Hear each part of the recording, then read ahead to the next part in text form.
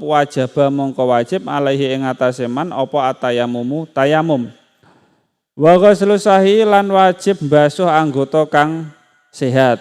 Wala tartibalan ora ana tartib ora ana urut iku maujud bainahuma ing dalem antarane tayamum wa ghuslu sahih lil junubi keduwe wong kang junub. Nah, jadi yang membatalkan tayamum yang ketiga itu adalah murtad. Murtad itu keluar dari Islam. Nah, maka status tayamumnya orang murtad itu batal dan dia wajib ketika dia masuk Islam terus mau sholat lagi dia harus mengulangi tayamumnya. Dan ketika dia bertayamum karena ada kendala syariah seperti dalam penggunaan air dalam anggota tubuh yang diblebet, dikasih gip atau di perban gitu.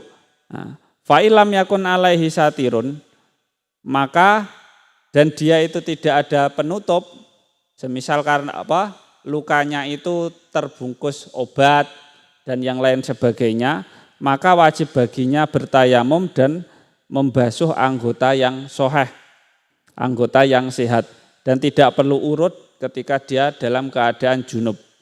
Fa inna ma yatayamama, dan ketika dia bertayamum waktu dukhulil husli ing dalam wektune manjingi mbasuh anggota al alili kang loro. Dan ketika itu dia dalam keadaan hadas kecil, maka dia bertayamum di waktu dia membasuh anggota yang sakit. Jadi gini, ketika seseorang itu bertayamum, terus karena anggota tubuhnya itu diperban ataupun digip, maka dia itu nanti caranya wajib bertayamum. Wajib bertayamum caranya itu dibasuh ketika dia sedang membasuh anggota yang sakit. Semisal kita mau berwudu ternyata tangan kita terluka diperban. Nah, kan itu menurut hukum fikih membasuh tangan itu harus semuanya, tapi itu tercegah, tidak bisa dibasuh karena ada perban. Maka solusinya adalah ketika kita nanti membasuh wudu seperti biasa sampai tangan, maka membasuh tangannya itu nanti diusap perbannya dan ditayamumi untuk mengganti anggota dalam yang tidak terbasuh gitu. Nah, ketika dia dalam keadaan junub hadas besar, maka tidak perlu urut. Boleh kita tayamum dulu atau mandi dulu, enggak apa-apa, terserah. Tapi kalau dalam keadaan hadas kecil, semisal dalam berwudu, maka membasuhnya itu adalah ketika kita membasuh waktu urutan di anggota mana kita berwudu. Jadi saya ulangi, bagi orang yang diperban ataupun terbungkus lukanya di tangan atau di kaki, ketika berwudu dia nanti harus mentayamumi anggota tubuh yang tidak terbasuh. Tayamumnya itu ya seperti biasa. Di kita wudu di wajah, terus ketika sampai tangan, nah itu nanti kita basuh hal-hal yang sehat, yang bisa kita basuh, kita aliri air atau kita usap dengan air. Nah, ketika sudah selesai, lalu kita bertayamum. Niatnya ya saya bertayamum untuk mentayamumi anggota tubuh yang terbungkus. Nah, seperti itu. Fardhu lillahi ta'ala. Ya, tayamum seperti biasa. Tayamum, basuh muka 1 kali, tayamum, anggota yang bisa kita usap ya diusap. Gitu. Selanjutnya Fa'ingkana mongko lamun ana iku alal udwi ing atase anggota loro apa satirun tutup fahukmuhu mongko utawi hukume satir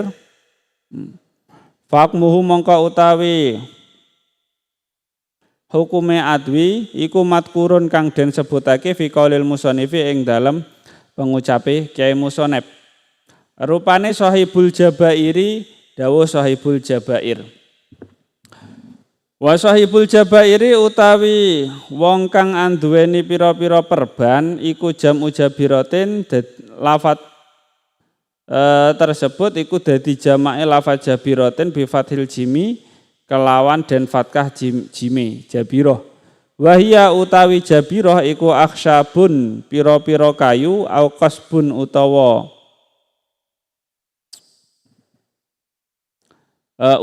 pring tuswa kang den rata apa akhsyab wa qasbun wa tusaddu lan den taleni apa akhsyab ala maudhi'il kasiri ing atase anggota kang pecah liyal tahima supaya rapet apa maudhi'il kasir.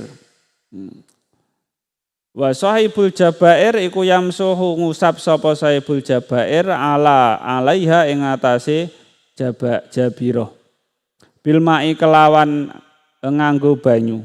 Ilam yakun hu lamun ora kongang ing man apa nasuha nyopot jabirah li khaufin krana kuwatir bahaya li khaufi darurin krana kuwatir bahaya mimma saking perkara sabaka kang wis dadi dingin apa ma. Jadi orang yang diperban ketika kita dalam keadaan junub ataupun dalam keadaan hadas kecil mau mandi ataupun wudu itu nanti kan semuanya harus terbasuh air dan anggota yang tidak terbasuh karena ada penghalang yang namanya perban ataupun gib, maka itu harus ditayamumi. Konsekuensinya nanti kita ketika mandi berarti perbannya juga diusap, tidak perlu sampai basah kuyup, kembloh gitu enggak perlu. Pokoknya tangan kita basah terus diusap dengan perbannya itu diusap. Terus setelah itu kita bertayamum. Ketika kita mandi besar, boleh kita bertayamum dulu ataupun setelah mandi baru ditayamumi. Tapi kalau dalam keadaan hadas kecil, maka membasuhnya perban melakukan tayamumnya itu adalah ketika kita membasuh anggota tubuh yang terbungkus oleh perban tersebut. Semisal perbannya di tangan, berarti nanti kita tayamumnya waktu membasuh tangan, atau perbannya di kaki, berarti nanti kita tayamumnya waktu membasuh kaki. Boleh membasuh kakinya dulu atau tayamum dulu, ataupun tayamum dulu baru membasuh kaki.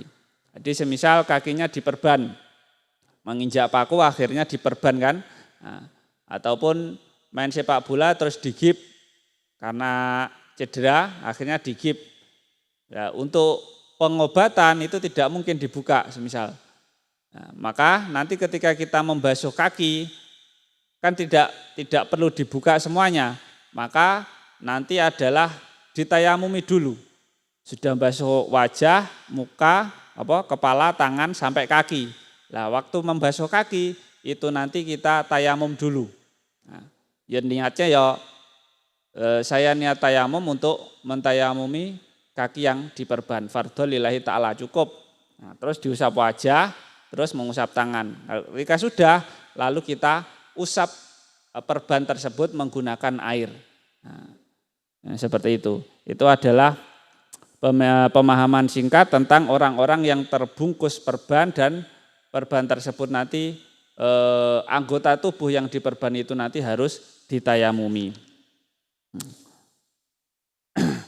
Selanjutnya watayamama lan tayamum sapa Shahibul Jabairi wong kang duweni perban fi wajhi ing dalam wajahe wa yadaihi lan tangan lorone man kama kaya perkara sabaka kang wis dadi dingin apa ma wa yusolli lan salat sapa man wala adata lan ora perlu baleni sapa man alaihi ing atase salat ingkana lamun ana apa jabirah lamun ana sapa man iku wadaaha nyelehake sapa man ing jabirah